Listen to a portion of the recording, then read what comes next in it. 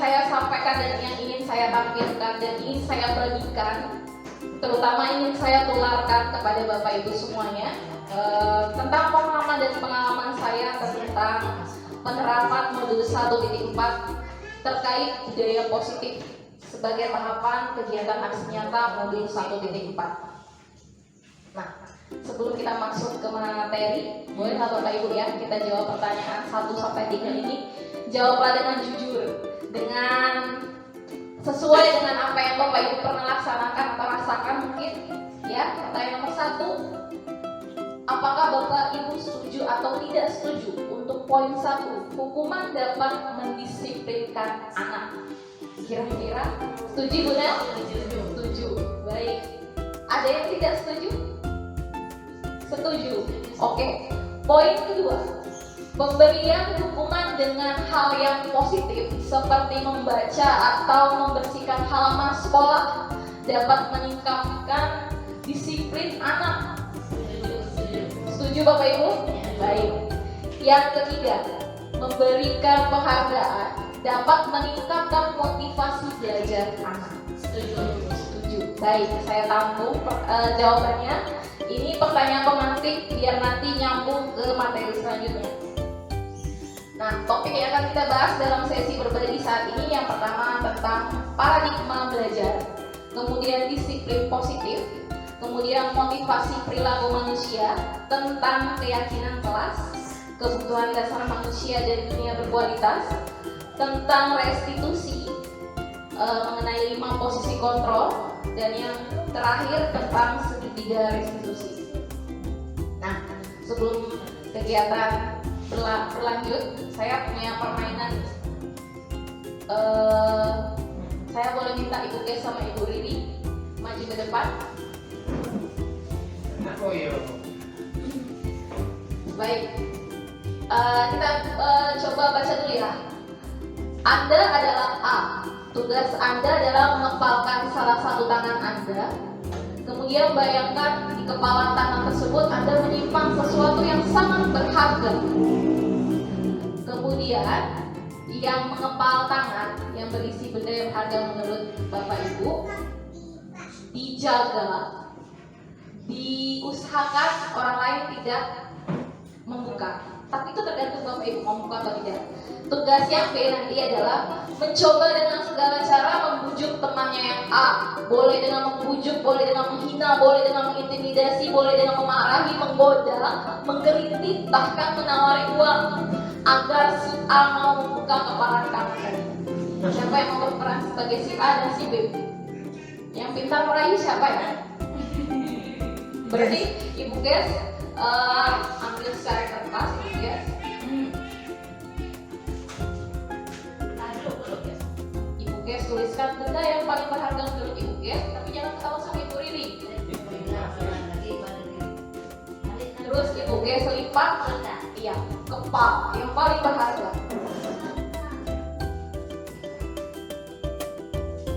Ibu Riri jangan ngintip ya.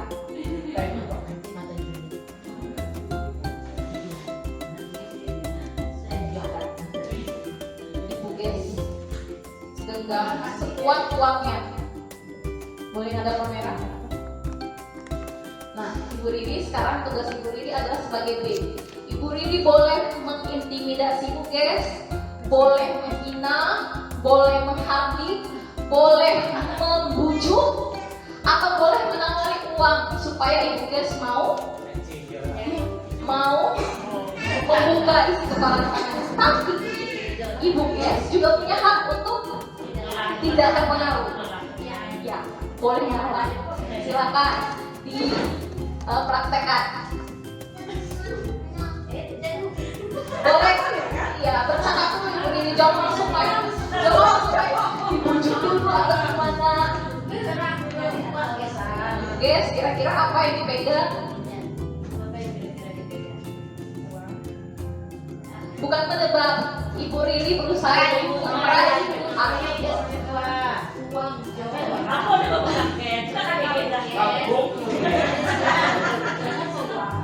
Boleh. Dengan cara boleh usaha. Apa tadi bujukannya Bu Riri? Boleh apa bujukan ada bujukan? Oh,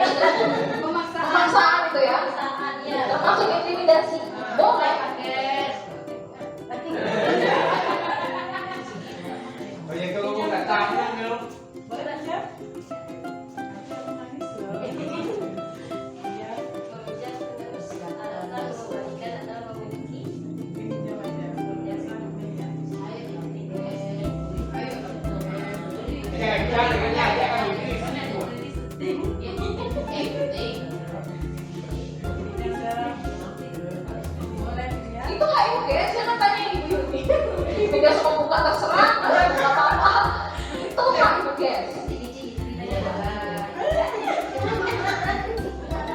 Oke, cukup. Terima kasih. Silakan dulu. Silakan dulu ibu guys dari ibu ini. Ya. Di bawah ibu guys. Nah, baik. Tujuannya apa Bapak Ibu? Saya mencontohkan ibu guys dan ibu Riri tadi. Ternyata ketika disuruh kepal tangan, ibu Riri menggunakan intimidasi. Ya, ibu guys memutuskan membuka tidak tadi? Tidak. Boleh dibuka ibu apa isi kertasnya? Benda yang paling beragam dari ibu. Apa itu Bu?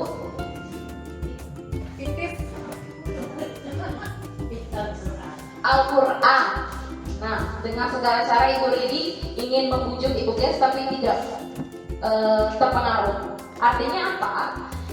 Kita ketika di posisi ibu guys punya dua posisi. Boleh membukanya atau mau membukanya atau tidak mau membukanya. Artinya ibu guys punya kontrol terhadap dirinya sendiri. Ya. Ibu guys punya kontrol terhadap dirinya sendiri. Begitu juga dengan ibu Riri. Ibu Riri juga punya kontrol atas dirinya sendiri. Bagaimana caranya dia bisa membuka kepalan tangan tersebut. Dan ibu guys juga punya kontrol sendiri untuk memutuskan mau membukanya atau tidak. Artinya Bapak Ibu, kita semua manusia punya kontrol terhadap diri kita sendiri, termasuk anak didik kita di kelas. Mereka semua punya kontrol untuk mengendalikan diri mereka sendiri. Jadi jangan Bapak Ibu berpikir seperti ini. Kita adalah orang dewasa yang mempunyai posisi kontrol terhadap anak kecil. Tidak, anak kecil, anak didik kita di kelas itu punya posisi kontrol dirinya sendiri. Jadi ada beberapa miskonsepsi selama ini, ya, yang terjadi di sekitar kita bahkan di rumah. Jadi yang saya sampaikan di sini bisa diterapkan di rumah terhadap anak kita di rumah. Anggapannya selama ini bahwa guru punya hak untuk mengontrol murid. Sebenarnya tidak, karena kita setiap individu punya kontrol diri masing-masing. Kemudian semua penguatan positif, efektif dan bermanfaat belum tentu. Contoh, reward, penghargaan. Kita hari ini janjikan kalau di sana hari ini mengerjakan tugas betul ibu kasih hadiah. Itu reward, penguatan. Tapi lama-kelamaan reward itu akan tidak bisa mengontrol murid. Artinya mereka ingin mendapatkan nilai bagus, ingin menjadi yang terbaik karena unsur hadiah, imbalan. Artinya berarti posisi kontrol tadi tidak berlaku. Kemudian yang ketiga, bahwa kritik akan membuat orang merasa bersalah dan dapat menguatkan karakter. Belum tentu. Ada kritik yang bisa membangun, ada yang dikritik malah menjatuhkan. Yang keempat, miskonsepsinya yaitu orang dewasa memiliki hak untuk memaksa. Apakah betul Bapak Ibu setuju tidak? Tidak. Ya, karena setiap orang punya kontrol dirinya masing-masing. Selanjutnya tentang disiplin. Di sana Bapak Ibu tertulis bahwa disiplin itu berasal dari bahasa Latin, artinya disiplina, yang artinya belajar, yang berkonotasi dengan murid-murid Socrates dan Plato ini tokoh yang mencetuskannya.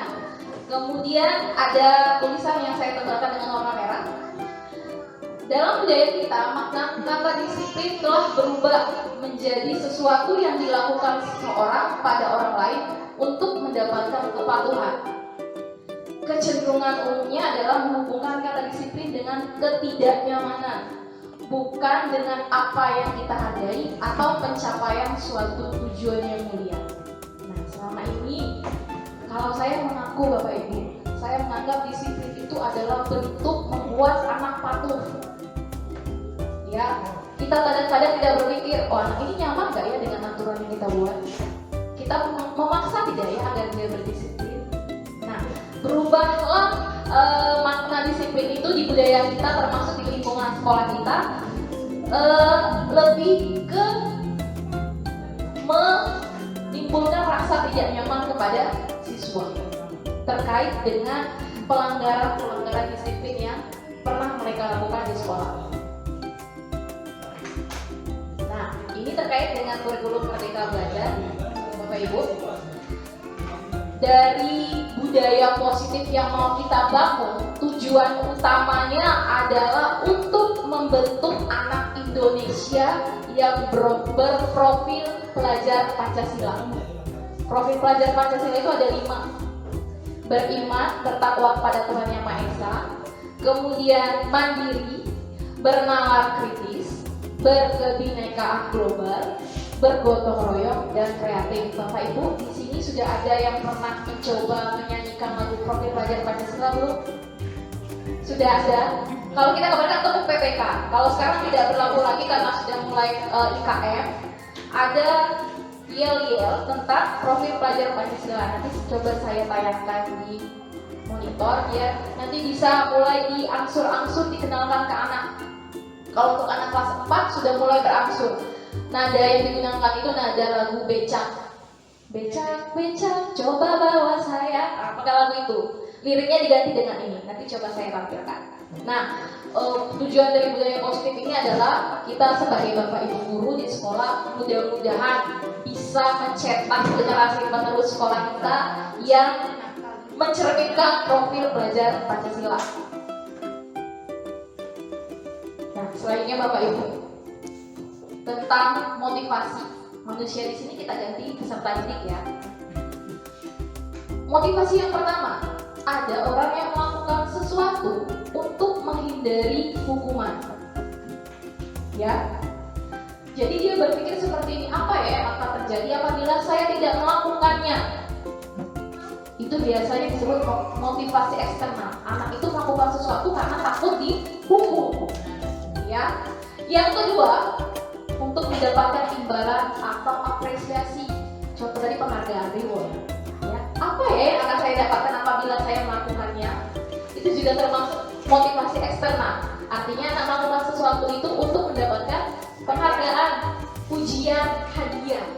Tapi yang bagusnya kalau bisa kita kembangkan di dalam diri siswa itu bagaimana kita menimbulkan motivasi internal dalam diri siswa agar mereka bisa menghargai diri mereka sendiri. Artinya mereka melakukan sesuatu dengan berpikir seperti ini, saya mau menjadi orang yang seperti apa ya bila saya melakukannya. Oh, berarti dia mengerjakan sesuatu itu tidak lagi karena ada hukuman dan hadiah, karena dia ingin mengasah dirinya. Ketika dia bisa mengasah dirinya, artinya dia sedang menghargai kemampuan yang ada dalam dirinya sendiri. Nah, ini sejalan Bapak Ibu, ada yang tahu di tokoh Ki Hajar Dewantara, Bapak Pendidikan Indonesia, dia menyebutkan bahwa IKM, kurikulum Merdeka ini kan berdasarkan dari pemikiran KHD, Ki Hajar Dewantara, yang menyebutkan bahwa merdeka itu artinya tidak hanya terlepas dari perintah, akan tetapi juga cakap buat memerintah diri sendiri. Itu arti merdeka. Jadi kita usahakan anak-anak kita juga merasakan merdeka belajar, bukan kita saja yang merasakan merdeka mengajar. Walaupun sebenarnya belum merdeka, tapi kita coba.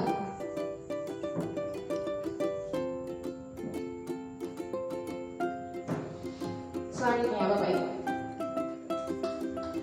saya ada pertanyaan 1, 2, 3, 4, 5, 6, 7. Ada 7 pertanyaan. Saya ingin Bapak Ibu menganalisis kira-kira poin 1 sampai 7 itu termasuk hukuman atau konsekuensi. Ya, nanti saya sebutkan bedanya. Tapi saya ingin mengangkat dulu pengetahuan awal Bapak Ibu. Kira-kira poin 1 saya bacakan. Mencatat 100 kali di dalam buku dengan menuliskan kalimat saya tidak akan terlambat lagi karena terlambat. Oh, ada siswa yang ditugaskan gurunya mencatat 100 kali di dalam buku karena dia datang terlambat. Saya tidak akan terlambat lagi 100 kali. Menurut Bapak Ibu itu konsekuensi atau hukuman? Konsekuensi. Boleh berbeda pendapat, tidak mesti sama. Konsekuensi atau hukuman?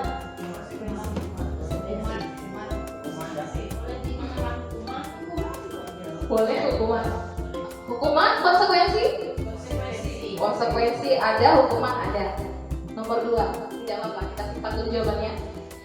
Lari mengelilingi lapangan basket 2 kali karena terlambat hadir di sekolah. Kira-kira ini hukuman atau konsekuensi? Hukuman. Oke. Nomor 3, murid diminta push up 15 kali karena tidak menggunakan masker ke sekolah. Hukuman. Baik. Yang keempat, menggantikan kertas tugas teman yang telah dicoret-coret. Konsekuensi. Membersihkan tumpahan air di meja tulis karena tersenggol pada saat belajar. Konsekuensi. Murid disuruh untuk mengenakan sepatu seharian di sekolah karena tidak mengenakan sepatu hitam. Hukuman. Nomor terakhir, lari mengelilingi lapangan basket 2 kali karena terlambat 10 menit untuk pelajaran PJOK. Hukuman. Kita cek jawaban Bapak Ibu.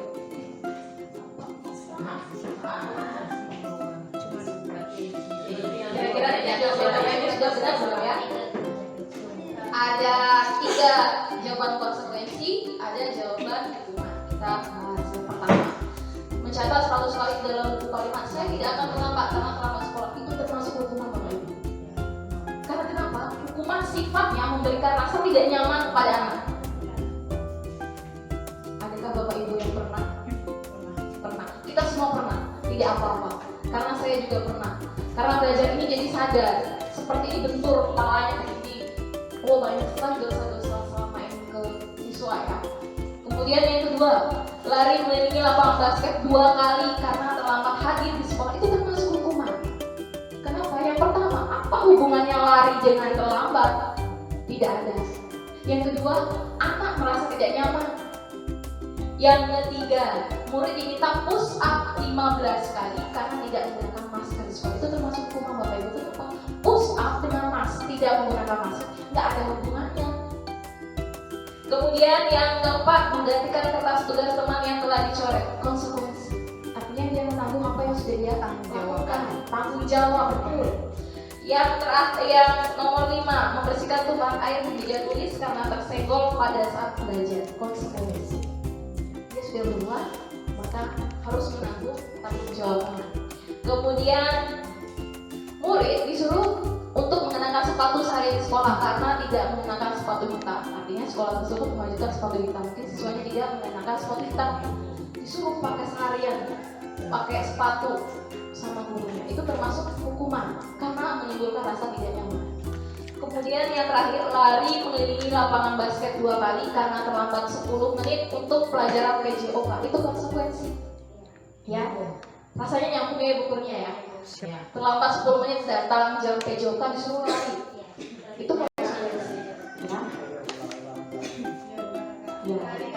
Jadi kita tahu perbedaannya Bapak Ibu, hukuman dan konsekuensi. Kalau hukuman itu sesuatu yang menyakitkan harus terjadi pada anak. Betul tidak ya? Biasanya menyakitkan anak ya. Kalau konsekuensi memang harus terjadi seperti itu. Yang kedua, membuat fisik anak sakit dalam jangka waktu yang lama. Bukan fisik saja, hatinya juga. Saat dia udah capek, dipukul, lagi hina-hina sama gurunya, lagi dia akan merasa tersinggung, kena hatinya. Saya rasa bapak ibu anaknya di rumah kalau seperti itu juga seperti itu ya kan. Ibunya udah marahin anaknya, terus masuk kamar, nangis sendiri, merasa menyesal, sudah pukul anaknya. Yang ketiga, anak akan membenci kedisiplinan. Kalau kita menerapkan konsekuensi, anak akan menghargai disiplin. Oh, saya harus bertanggung jawab. Kemudian paksaan, hukuman itu bersifat paksaan. Tapi kalau konsekuensi bersifat stimulus dan tanggapan. Kemudian hukuman akan mendorong anak untuk menyakiti diri sendiri. Sedangkan kalau konsekuensi mendorong anak agar anak mudah menyesuaikan diri. Yang kelima, konsep diri yang buruk. Kalau konsekuensi kita konsep diri yang baik. Yang keenam, anak belajar untuk menyembunyikan kesalahan. Kalau kita terus-menerus memukul, anak akan makin pintar cari alasan. Tapi kalau kita kasih konsekuensi, anak belajar untuk berangsur-angsur paham tentang aturan. Yang terakhir, kalau kita kasih hukuman, anak akan marah, merasa bersalah, dipermalukan, dan merasa tidak dihargai. Tapi kalau kita kasihkan konsekuensi, anak memang akan kehilangan haknya sementara, tapi dia tetap merasa nyaman, merasa dihargai oleh gurunya. Jadi ini perbedaan hukuman sama konsekuensi Bapak Ibu. Ini nanti ada kaitannya dengan 5 posisi kontrol. Ya. Nah, selanjutnya, apa itu restitusi? Ini adalah cara agar salah satu cara kita menerapkan budaya positif di sekolah, yaitu dengan cara restitusi. Apa itu restitusi? Restitusi itu adalah proses menciptakan kondisi bagi murid untuk memperbaiki kesalahan mereka, sehingga mereka bisa kembali pada kelompok mereka dengan karakter yang lebih kuat. Restitusi juga merupakan proses kolaboratif yang mengajarkan murid untuk mencari solusi atas masalah yang mereka lakukan dan membantu murid berpikir tentang orang seperti apa yang mereka inginkan dan bagaimana mereka harus memperlakukan orang lain. Kalau Bapak Ibu nanti saya contohkan aksi nyatanya. Nah, kelihatan nggak Bapak Ibu? Tidak. Baik, ini perbedaan ketika kita mendisiplinkan siswa dengan hukuman melalui konsekuensi dan melalui restitusi. Di paling bawah Bapak Ibu ada tulisan negatif, netral, positif. Itu artinya imbas. Kalau kita menerapkan hukuman, biasanya yang muncul adalah negatif. Kalau kita menerapkan konsekuensi, itu netral. Tapi kalau kita menerapkan disiplinnya dengan cara restitusi, itu akan muncul budaya positif. Ciri-ciri restitusi itu apa? Saya ingin Bapak Ibu fokus ke tulisan yang nomor 1 yang bertulis tebal dengan nomor 8 yang fokus pada solusi.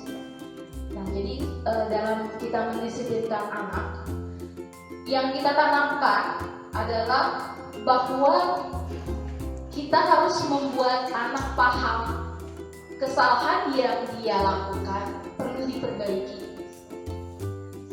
Fokus kita sebagai guru adalah membimbing anak mencari solusinya sama-sama, tidak serta-merta langsung kasih hukuman, karena hukuman itu sifatnya satu arah dan tiba-tiba paksaan, dan saya merasa saya sering melakukan itu. Mungkin Bapak Ibu juga pernah di kelas dan di rumah pun juga mungkin pernah. Nah, solusinya kita berangsur ya Pak, kita berangsur, tidak serta-merta sudah belajar ini, besok tidak boleh lagi hukum anak, bukan seperti itu. Ya, kita berangsur mengubah pola pikir kita, cara mendisiplinkannya dengan metode restitusi. Kita ajak anak menemukan solusinya, kemudian kita ajak anak untuk perbaiki kesalahannya.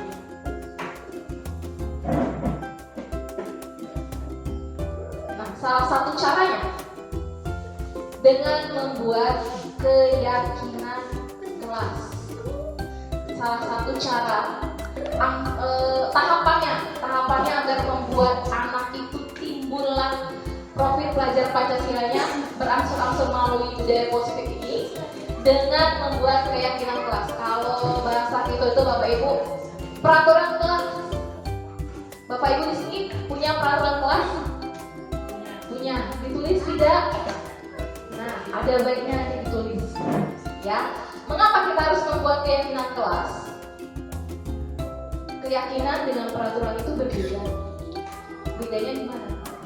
Mengapa ya kita harus menggunakan helm bila mengendarai kendaraan roda 2? Karena kita berkeyakinan bahwa dengan menggunakan helm kita akan selamat, aman.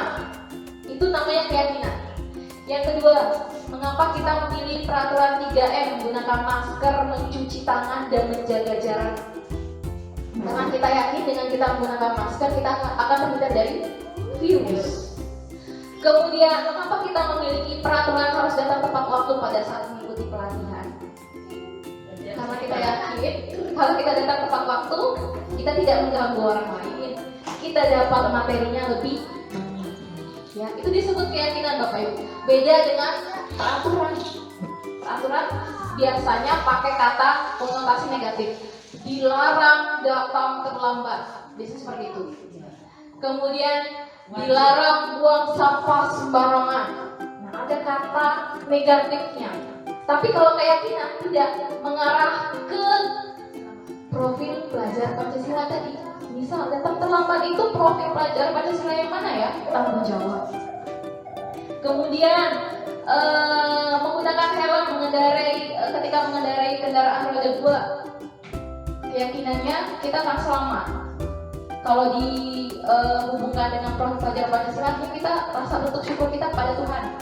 Dikasih Tuhan kesehatan, kasih motor, kalau mau berpergian pakai helm, selalu bentuk syukur. Itu larinya ke bertakwa dan kalimat kepatuhan yang Maha Esa.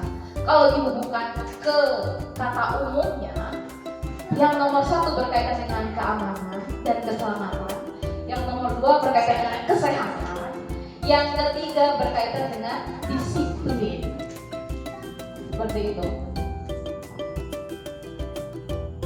Nah, ini lingkaran tahapannya Bapak Ibu. Awalnya kita harus membuat peraturan kelas, kemudian direvisi menjadi keyakinan kelas. Dari keyakinan kelas tersebut diharapkan bisa timbul lingkungan positif. Lingkungan yang positif lama-kelamaan akan menjadi budaya, karena budaya terbentuk dari kebiasaan. Kalau kita laksanakan terus-menerus, kemungkinan itu akan membentuk suatu budaya yang tidak bisa ditinggalkan. Kalau tidak dilaksanakan, kalau di sini kan ada hukum adat, kalau tidak dilaksanakan ada kepercayaan nanti akan terjadi seperti ini, seperti itu. Itu artinya sudah terbentuk budaya. Nah, harapannya nanti sekolah kita secara berangsur-angsur bisa menciptakan budaya positif. Oke, Bapak Ibu, ini ada 2 poster, ya. Yang pertama, sama-sama judulnya kesepakatan kelas. Ada yang sebelah kanan saya, ucapannya, kata-katanya, datang tepat waktu, mengucapkan salam, kemudian menjaga kebersihan sekolah, berdoa sebelum dan sesudah kegiatan, aktif dalam pembelajaran dan tertib. Tapi poster yang sebelah kiri bahasanya berbeda. Kami guru dan murid yang saling menyayangi. Yang kedua, kami murid yang bersemangat belajar. Yang ketiga, kami murid yang peduli dengan teman-teman. Beda tidak Bapak Ibu? Beda. Ya, kalau yang sebelah kanan pernah saya terapkan sebelum dapat pelajaran ini, saya sebut peraturan kelas. Setelah belajar budaya positif, oh ternyata peraturan kelas saya salah. Harusnya buatlah keyakinan kelas yang menimbulkan anak bertujuan ke profil pelajar Pancasila. Diubah kalimatnya. Kenapa kita harus saling menyayangi? Agar timbullah rasa tertib di kelas. Kemudian hal-hal yang lain akan mudah terlaksana. Kemudian kenapa siswa harus bersemangat belajar? Kalau bersemangat belajar, siswa bisa aktif, siswa bisa merasa dihargai selama pembelajaran. Kemudian kenapa murid harus peduli dengan teman-temannya? Kalau tidak peduli, akan sering berkelahi, tidak timbul dan tidak tumbuh rasa saling menghargai dan menghormatinya. Nah, ini berbeda Bapak Ibu. Yang sebelah kanan peraturan kelas, yang sebelah kiri kesepakatan kelas atau keyakinan kelas. Bahasanya jelas diubah. Karena kalau di sini masih ada unsur larangan, istilahnya anak masih didikte. Nah, kita jawab sama-sama Bapak Ibu. Kira-kira peraturan yang di kolom sebelah kanan itu, keyakinan kelas berhubungan dengan keyakinan yang mana? Apakah keselamatan, keamanan, apakah disiplin, ataukah tanggung jawab? Poin 1, selalu kembalikan buku ke tempatnya. Tanggung jawab. Tanggung jawab, boleh. Kita simpan dulu jawabannya, nanti setelah ini ada jawabannya. Kemudian dilarang mengganggu orang lain. Disiplin, yang lain ada. Saling menghargai. Hadir di sekolah 15 menit sebelum pembelajaran dimulai. Disiplin. Dilarang melakukan kekerasan. Keyakinannya apa Ibu Nel? berkaitan dengan kalau ada kekerasan asalkan oke, mengganggu kenyamanan orang teman lain. Baik.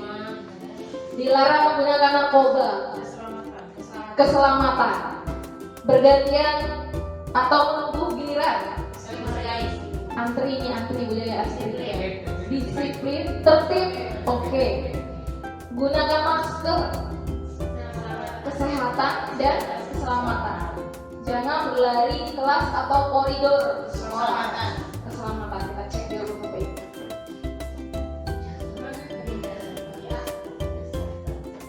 Kembalikan buku ke tempatnya, artinya kita ingin menumbuhkan rasa keyakinan tanggung jawab. Dilarang ganggu orang lain, kita harap anak tersebut tumbuh rasa menghormati orang lain. Kemudian hadir di sekolah 15 menit sebelum pembelajaran dimulai, artinya kita berkomitmen dan menghormati orang lain. Karena kalau gurunya udah ngomong di depan, tiba-tiba siswanya terlambat kan terganggu, artinya kita tidak menghormati, tidak saling menghormati. Kemudian dilarang melakukan kekerasan, keselamatan, berkaitan dengan keselamatan dan menghormati orang lain. Kemudian dilarang menggunakan narkoba, itu berkaitan dengan kesehatan. Kemudian bergantian atau menunggu giliran, menghormati orang lain, bersabar, ada poin bersabar ke sana. Kadang anak-anak kita masuk kelas itu berdesak-desakan. Kemudian menggunakan masker, ini berkaitan dengan keyakinan kelas, kalau nggak pakai masker nanti kesehatannya terganggu. Dan kita yakin kalau dengan menggunakan masker akan merasa aman, selamat. Terakhir, jangan berlari di kelas atau koridor, itu berkaitan dengan keamanan dan keselamatan.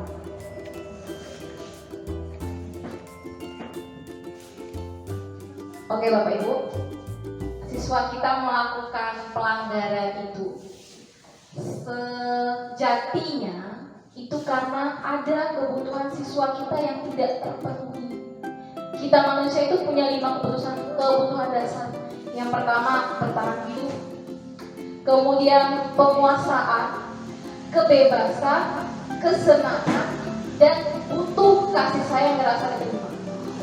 Nah, siswa kita melakukan pelanggaran itu bukan karena dia ingin melakukannya, tapi sebenarnya ada kebutuhan yang tidak terpenuhi di dirinya. Misal, hari ini dia datang terlambat. Kita tanya, kenapa anak datang terlambat? Ini pernah terjadi di kelas 6 waktu dulu. Paris. Saya manggil orang tuanya, kenapa datang terlambat? Saya datang terlambat, akhirnya dia curhat. Saya itu pagi-pagi bantu dulu ibu ayah itu buka orang di SMK. Ya, itu saya ingat sama Pak Cak waktu itu. Oh, artinya anak ini kebutuhannya mana kira-kira yang tidak dirasakannya sehingga dia datang terlambat? Kebutuhan bertahan hidup. Bertahan hidup itu apa? Kaitannya dengan makan, minum, istirahat, ya kan? Kalau anak datang terlambat, kemudian alasannya capek, nolong orang tuanya, artinya kebutuhan dasarnya tentang kaitannya dengan istirahat dia tidak terpenuhi. Makanya dia melakukan itu. Kemudian anak ini sering buat ribut di kelas. Kira-kira kebutuhan dasar mana yang tidak terpenuhi? Kasih sayang dan rasa diterima. Boleh, bisa jadi kalau dia di kelas mungkin gurunya tidak perhatian sama dia, jadi dia cari perhatian. Ya. Bisa juga dia kebutuhan dasar kebebasannya tidak terpenuhi. Kenapa? Mungkin anak ini di kelas suka ngobrol, nggak perhatikan guru. Bisa saja kita gurunya yang metode pembelajarannya membosankan. Jadi anak merasa kusut. Kemudian ada anak yang awalnya cuma bercanda dengan teman-temannya, ujung-ujungnya berkelahi. Kira-kira kebutuhan dasar mana yang tidak terpenuhi? Kesenangan, betul. Bercanda itu adalah bagian kebutuhan kita. Bercanda sama teman-teman, kalau istilah ini bergelut, itu kan anak ingin senang, ingin mendapatkan kesenangan. Nah tiba-tiba dia berantem. Artinya ketika dia bergelut, kemudian ujung-ujungnya berantem, ada rasa kebutuhan kesenangan yang tidak terpenuhi. Nah jadi yang perlu kita pahami Bapak Ibu, Jangan serta-merta kita menganggap pelanggaran yang dilaksanakan anak itu serta-merta karena dia ingin atau nakal. Jangan langsung bicara seperti itu. Tapi kita tengok dulu, yang mana kebutuhan dasarnya yang tidak terpenuhi? Mungkin di rumah, mungkin di sekolah. Atau ada anak yang di kelasnya ngantuk, mau bawanya tidur. Mungkin di rumah kebutuhan dasar bertahan hidupnya tidak dipenuhi. Entah mungkin dia bergadang membantu orang tuanya, atau mungkin anak itu ngantuk karena kelelahan, atau bisa juga menonton terlalu larut malam. Artinya dia tidurnya kemalaman, besok bangunnya kesiangan. Artinya dia ingin nonton TV itu kan senang ya Bu, kebutuhan rasa senang. Mungkin di siang dia nggak dapatlah di malam kebutuhan itu. Keasikan, jadi terlambat tidur. Oke. Sebagai seorang guru, ada 5 posisi kontrol yang perlu kita ketahui. Yang pertama, apakah kita sebagai penghukum? Apakah kita sebagai pembuat orang merasa bersalah? Apakah kita sebagai guru, sebagai teman ketika menindaklanjuti anak yang sedang bermasalah? Apakah kita sebagai pemantau? Atau yang paling tinggi posisinya, kita sebagai manajer? 5 posisi ini Bapak Ibu, kira-kira Bapak Ibu berada di posisi yang mana yang sering dilakukan? Kalau saya ngaku saya masih sering di posisi penghukum. Kalau saya, ya, kenapa? Karena kalau di posisi penghukum biasanya guru menghardik, nunjuk-nunjuk, marah-marah siswanya. Kemudian menyakiti sampai menyindir. Kalau kita di posisi penghukum. Kemudian gurunya sering berbicara seperti ini, kalau kamu tidak melakukan, awas ya, besok ibu tengok lagi. Nah, itu penghukum. Tapi kalau kita membuat rasa bersalah, gurunya nada bicaranya agak rendah. Yang ngomongnya gini, kamu seharusnya kan sudah tahu, ibu lelah sekali mengatakannya, sudah berulang kali karena ibu bilang. Nah, itu kita sebagai pembuat orang merasa bersalah. Jadi kita buat anak itu merasa bersalah kalau kita sering mengucapkan hal seperti itu. Tapi kalau misalnya kita buat seperti ini, ayo ulang budi, kerjakanlah tugasnya. Kamu nggak kasihan sama ibu dari tadi udah jelaskan capek-capek. Nah, itu posisi kita sebagai teman. Tapi kalau posisi kita sebagai pemantau, kita berkaitan dengan peraturan kelas yang sudah kita buat. Contoh, anak tidak buat PR. Kemudian kita tanya, nah, kesepakatan kelas mana yang kamu langgar? Tanggung jawab. Oke. Kemarin kita pernah bersepakat kalau nggak buat PR, artinya tidak boleh istirahat selama 15 menit. Jam istirahatmu ibu ambil. Kamu gantikan dengan membuat PR. Kalau kita sebagai pemantau, kita harus mengawasi anak itu sampai selesai buat PR. Pemantau itu mengawasi ya Bapak Ibu ya. Jadi 15 menit itu kita panggil anaknya, duduk di meja guru, kerjakan anak PR-nya, ibu tungguin. Artinya anak kehilangan haknya istirahat 15 menit. Nah, fungsi gurunya sebagai pengawas, mengawasi. Artinya aturan tersebut benar-benar dilaksanakan sesuai kesepakatan, tidak lari dari kesepakatan yang sudah dibentuk.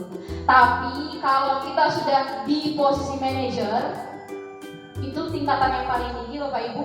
Caranya tidak lagi pakai harikan, tidak lagi pakai sebagai teman atau pemantau, tapi kita sudah mengajak anak cari solusi sama-sama atas kesalahan yang dia buat. Itu nanti ada di segitiga restitusi tahapannya.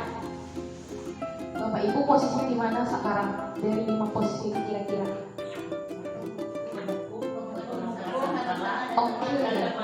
Oke, penghukum, pembuat orang merasa bersalah, dan teman. Pernah ibu minta berarti sebagai teman, ayolah nak, ibu kan sudah capek jelaskan, nggak kasihan sama ibu.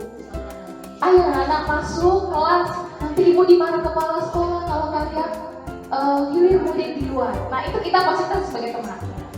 Berarti belum ada di posisi sebagai pemantau dan manajer ya Bapak Ibu ya? Belum, saya juga belum, baru coba-coba. tapi belum menunjukkan hasil yang signifikan. Kebanyakan sekarang masih di penghukum. Kebanyakan dia menggunting gambar untuk pelajaran tematik nanti setelah jam istirahat. Nah itu saya angkat jadi tahapan segitiga restitusi.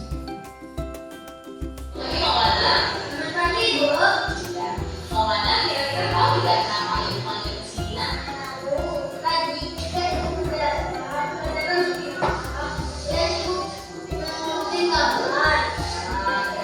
Perbuatannya tadi mau lakukan termasuk sebuah kesalahan bukan? Menurut Maulana ini tujuannya bukan untuk mencari kesalahan. Kita semua manusia pasti pernah melakukan kesalahan. Nah, kita akan mencari solusi untuk menyelesaikannya. Pasti Maulana punya alasan melakukannya. Kira-kira kenapa Maulana melakukannya?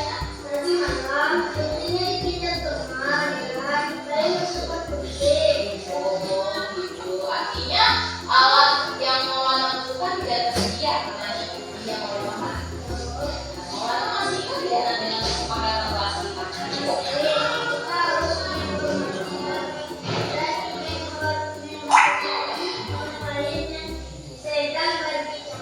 Bagus sekali. Artinya Maulana masih ingat ya dengan kesepakatan kelas kita? Nah, kira-kira Maulana mau memperbaikinya?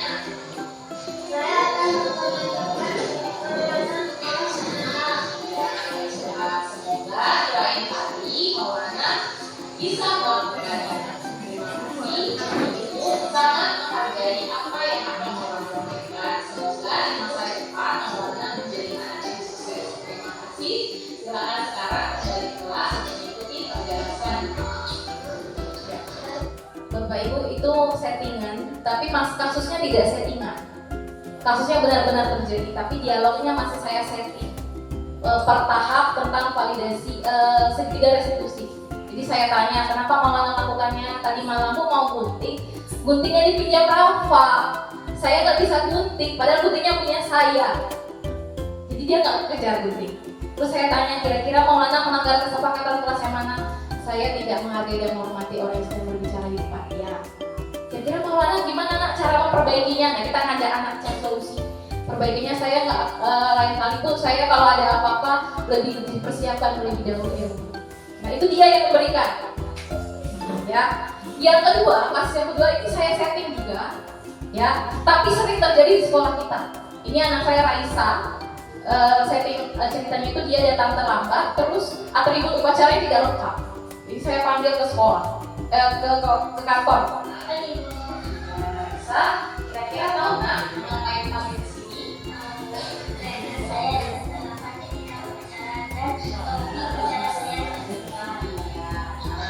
Raisa, kira-kira datang terlambat dan tidak menggunakan perlengkapan upacara yang lengkap merupakan sebuah kesalahan bukan? Nah, Ibu memanggil Raisa ke sini bukan untuk mencari siapa yang salah, tapi kita akan mencari solusi untuk menyelesaikannya. Karena semua manusia pasti pernah berbuat kesalahan. Ibu pun juga pernah datang terlambat. Kira-kira alasan apa yang membuat Raisa datang terlambatan? Karena saya bangun kesiangan, karena saya pergi jalan-jalan kecapean. Oh begitu, artinya Raisa butuh istirahat yang cukup kalau sudah masalah. Nah, Raisa masih ingat tidak dengan kesepakatan kelas kita? Kita harus datang tepat waktu. Nah, baiklah. Kira-kira bagaimana cara Raisa akan memperbaikinya? Saya akan istirahat yang cukup agar tidak kelewatan. Baiklah, semoga apa yang Raisa katakan bisa Raisa lakukan. Terima kasih. Sekarang Raisa boleh kembali ke kelas mengikuti pelajaran. Semoga di masa yang akan datang Raisa menjadi anak yang sukses ya. Baik Bapak Ibu tadi juga settingan. Tapi kasusnya sering terjadi di sekolah kita, datang terlambat terus atributnya tidak lengkap. Jadi saya tanya ke Raisa kenapa datang terlambat? Tadi malam tuh Bu tidurnya kemalaman. Karena kemarin tuh jalan-jalan, jadi kecapean. Oh berarti kebutuhan dasar anak tentang bertahan hidup berkaitan dengan waktu istirahatnya tidak terpenuhi. Nah saya tanya Raisa, kira-kira kesepakatan kelas yang mana yang dilanggar? Oh kita seharusnya tidak boleh datang terlambat ya Bu. Oke, bagaimana cara Raisa memperbaikinya? Besok kalau saya udah kecapean, saya akan tidur lebih awal. Seperti itu. Pengalaman yang pernah saya lakukan walaupun belum sepenuhnya efektif, tapi tidak ada salahnya kita coba Bapak Ibu di kelas. Paling tidak kita di posisi pemantau. Kita ambil hak anak sementara, tapi kita awasi. Dan hindari sebagai posisi penghukum, membuat rasa bersalah dan posisi teman. Coba kita ambil posisi pemantau dan manajer. Kalau bisa langsung ke manajer. Baik, demikian Bapak Ibu ulasan tentang pengimbasan materi terkait budaya positif ini. Apabila Bapak Ibu ada pertanyaan atau ada yang ingin dicurhatkan, biar bisa dibahas sama-sama di sini, tidak apa-apa. Ada Bapak Ibu? Ada? Atau mungkin pernah ada mau berbagi pengalaman di kelas terkait dengan budaya positif ini? Tidak? Baik, kalau tidak ada, tidak apa-apa. Mudah-mudahan bisa tertular semangatnya ke Bapak Ibu semua. Terima kasih Bapak Ibu, saya ucapkan atas perhatian dan waktunya. Saya mohon maaf apabila selama penyampaian materi ini terdapat banyak kesalahan. Saya mohon izin, kepada Allah saya mohon ampun. Assalamualaikum warahmatullahi wabarakatuh.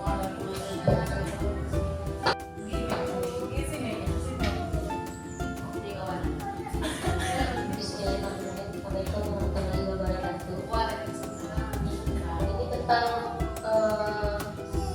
solusi, untuk berbagi solusi pengalaman di kelas 1 ya Bu Lili.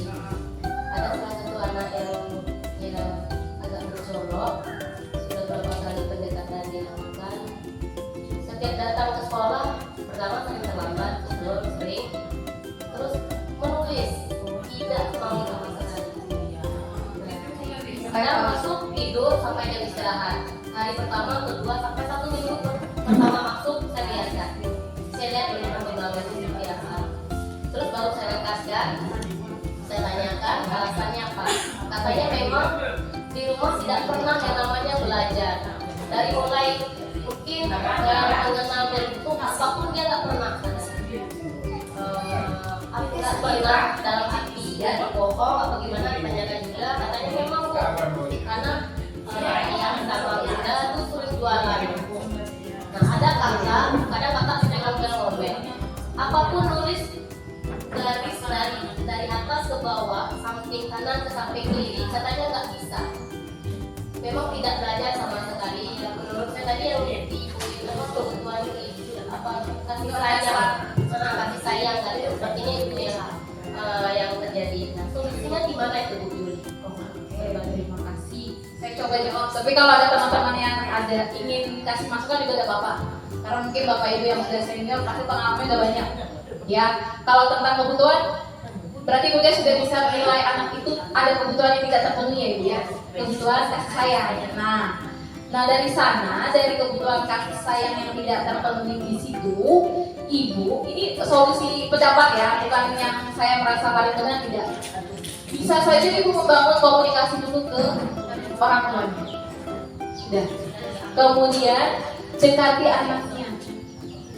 Diwawancara, bila perlu berbicara dari hati ke hati. Nak, mau belajarnya kayak mana?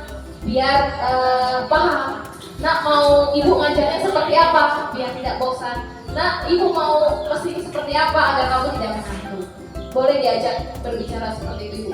Kalau kita capek, ternyata kecapean di rumah. Makanya kemarin pacar ngomong, Bapak kalau udah tahu seperti ini, anaknya jangan lagi disuruh kerja pagi. Itu. Berarti kalau Ibu sudah tahu kebutuhan dasar yang mana yang tidak terpenuhi, berarti Ibu sudah punya poin lebih untuk bisa menelusuri lebih lanjut. Bangun komunikasi. Setelah dilakukan pendekatan ya Bu Juli. Sekarang ini studi yang saya lakukan di kelas yang saya terangkan, apakah ini salah ataukah benar ini pendapatnya? Anak-anak kan sudah masuk di SMA 4. Nah, sedangkan dia mau secara menulis, karena sudah berapa kali diajak menulis tangannya dipegang kemarin. Nah sekarang sudah kemarin dapat 2 kontainer, dia sudah mau menulis tanda bulat di antara, terus melengkung dari bawah kita seperti